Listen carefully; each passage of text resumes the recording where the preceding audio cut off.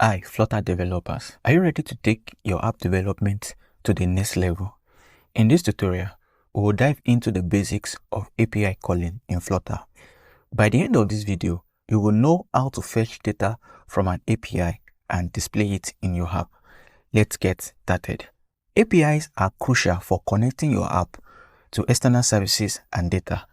Let's start with the basics implementation of an HTTP GET request using the HTTP package.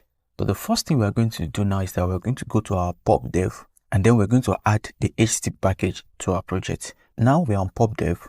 You go to install it, and then you copy this, and then you go back to your VS Code inside the pubspec.yam. Then under the dependency, you paste this here. Then after pasting this here, you come up here and you get the package. And then you come inside your main.dat where you'll be making use of the package.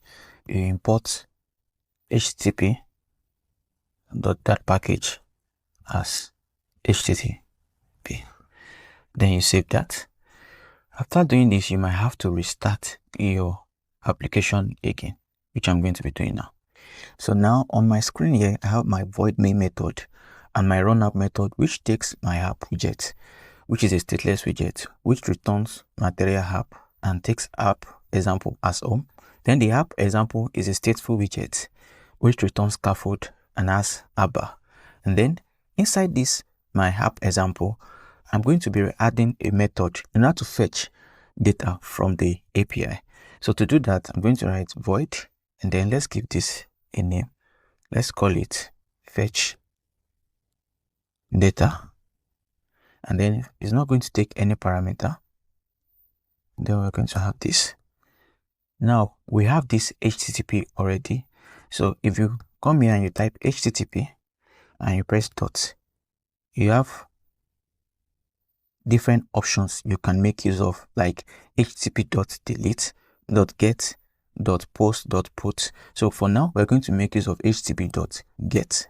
And a URI is a string that identifies a resource on the internet, like a web page, file, or API endpoint. So it's that link that we use to get access to our API endpoint. So this is going to be final URL equals to URI dot pass. And then this is going to take the link where we're going to be fetching our API from. So let's go back to and then we can copy our API link. Let's come back here and let's paste this here. So this is our URL. So whatever we are getting here is of type future. So what we need to do next is that we need to make this a void, and then we had the async word here, and then we await this. And then the response that we are going to get when we call on this API, we need to store it inside a variable, and we're going to be calling it response. Yeah. After storing the response here, if I come down now and I say response, I have access to the body of the response. I have access to the header. I have access to the status code. So this response gives us access to the body. So we're saying response.body, which comes in as a JSON string. And for us to be able to make use of it in our code here, we need to convert it from this JSON string to a dat object. So to do that, simply make use of the JSON decode, and then we can paste this here, and then add semicolon here. And after that, we can now store it inside a variable, which we're going to call JSON. So what we've simply done now is that we've converted this, what we've done right now is that we've converted it from a JSON string into a dat object so that we can make use of it in our mobile app. So let me quickly explain what JSON is. JSON is a way to write and share information using pair of names and value. So the data that we get when we call an endpoint, it's always in a JSON format, and it's always a name and pair. So when we want to use this in our dat file, we need to convert it from these JSON strings to a dat objects so that it can be usable.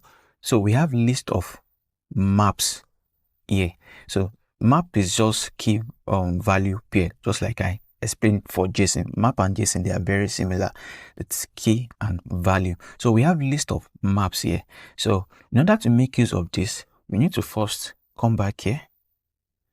We're going to create an empty list of dynamic, which we're going to call data. And for now, it's going to be empty. Now let's check if our call to the API endpoint actually works. So I'm going to have print here, and then I'm going to call it begin calling. Then after calling here, I'm going to have another print here, and then end calling. And inside the scaffold here, we're going to add our floating action button, which is going to take floating action button, and then takes an onPress, and also takes a child. Also takes a child, which is going to be test, and I'm just going to call it call API, and then the method which we have created here, we can make use of it here. So instead of this, I can have fetch data called here, and yeah, let's save this. So if I click on this now,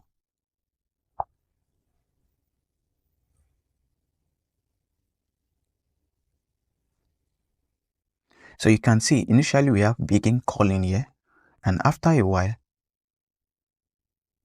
do we get end calling? Yes, we have end calling. Yeah. So we can see that our call to the API endpoint is actually working. Now let's make use of the data that we've gotten inside our response here. To do so, let's remove this because we won't be needing this again. So now let's make use of our data that we've gotten. So to do that, what we're going to do first is that we can have a condition statement here which says if response dot status code. So we have different status code for every API call. We have the 400, we have the 200, we have the 201, and the likes like that. So we're going to check if the response dot status code is equals to 200, then I want to do something. I want this to be this, and then I want to now store the list of data which I've gotten. I want to store it inside this my empty data so that I can make use of it in my mobile application.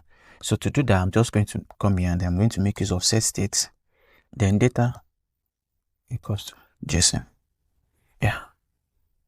And now we have stored our list of JSON file inside the data. So now let's make use of this. We're going to come inside the scaffold here, and then we're going to add body.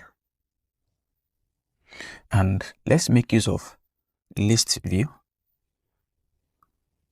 dot builder, which is going to take item builder, which is going to take context, and then it's going to take index. And I'm going to explain this to us. Then it takes return, and then we can make use of our list type.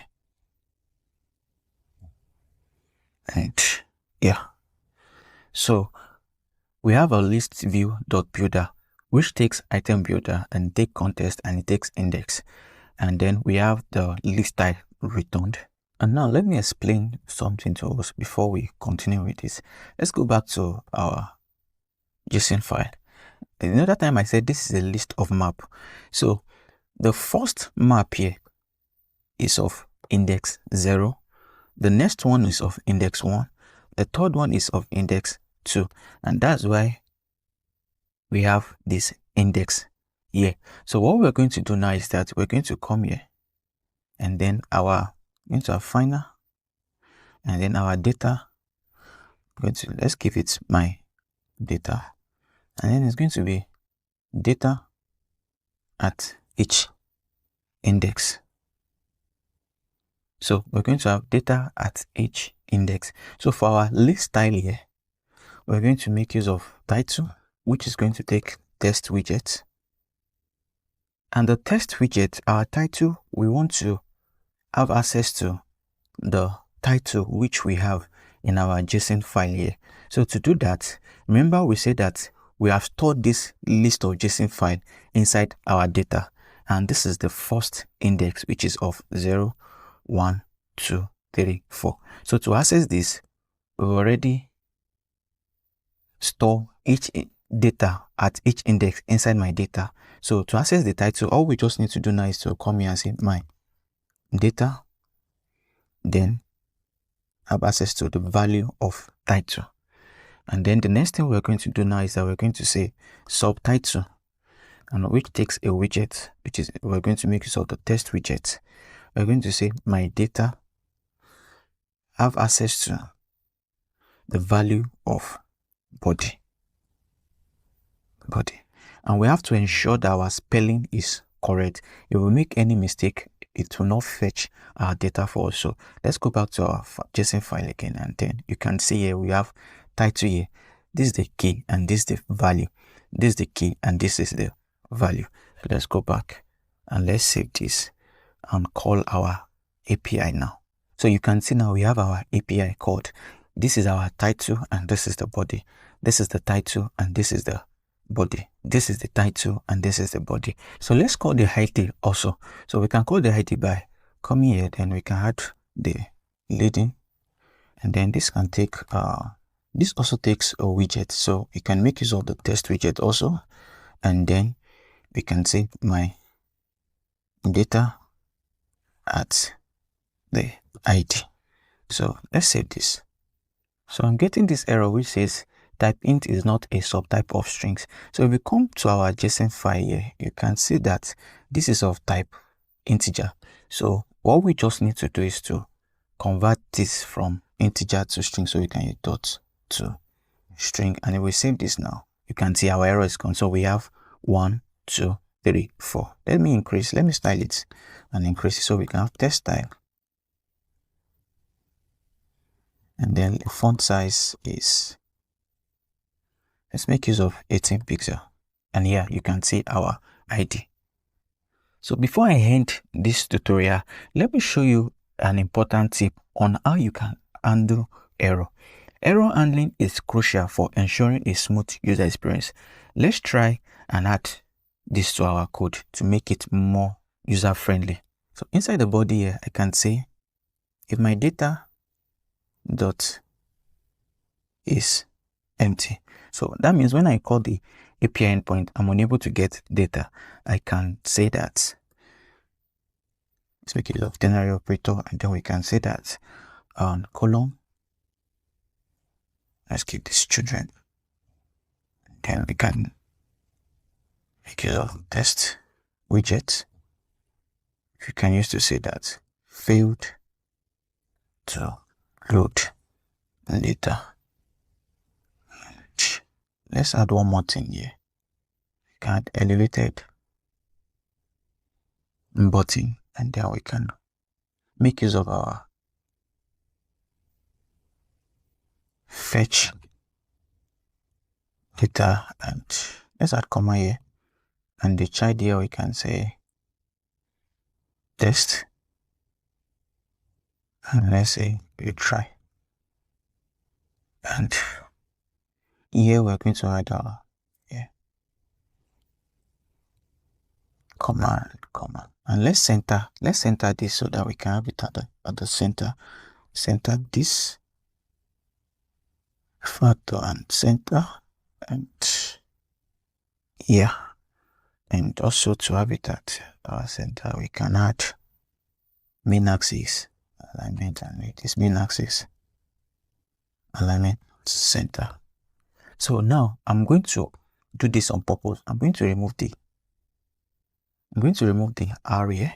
So now let's restart our app. So you can see now after restarting our app, we have failed to load data because I've altered the API endpoint URL. So let me add the R back, and let's save this and let's retry. You can see we have our data shown on the screen. So this retry mechanism provides a better user experience by allowing users to reload data if something goes wrong. And that's a quick introduction to API calling in Flutter. Now you know how to fetch data, display it, and handle error effectively. Don't forget to like, subscribe, and hit the bell icon for more Flutter tutorial. See you in the next video.